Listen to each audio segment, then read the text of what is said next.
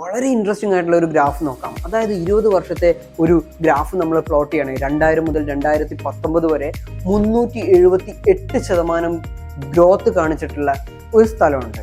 ഏതാണതെന്നറിയോ?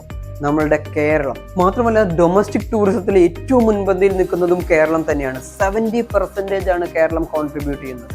കേരളത്തിൻ്റെ പൊട്ടൻഷ്യലിനെ പറ്റി എടുക്കുകയാണെങ്കിൽ, അതായത് വേൾഡിലെ ടോപ്പ് 10 ഹോട്ട്സ്പോട്ടുകളിൽ ഒന്നാണ് കേരളം. ഇന്റർനാഷണൽ ടൂറിസം ബോഡിയുടെ പാർട്ട്ണർ സ്റ്റേറ്റും കൂടിയാണ് കേരളം. കേരളത്തിൽ ടൂറിസം സെഗ്മെന്റിൽ ഇത്രയധികം പൊട്ടൻഷ്യൽ ഉള്ളത് എന്തുകൊണ്ടാണ്? അതിൽ ഏറ്റവും വലുത് നമ്മുടെ ജിയോഗ്രഫിക്കൽ സ്പെഷ്യാലിറ്റി തന്നെയാണ്.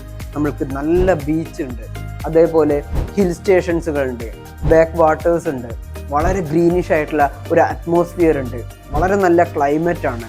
ഇങ്ങനെ പല രീതിയിലും നമ്മൾ വളരെയധികം മുന്നോട്ടാണ്. മോർ ഓവർ ലാംഗ്വേജ് ആണ് എടുക്കുകയാണെങ്കിലും അല്ലെങ്കിൽ നമ്മുടെ കൾച്ചർ എടുക്കുകയാണെങ്കിലും ശരി, നമ്മൾ വളരെയധികം മുന്നോട്ടാണ്.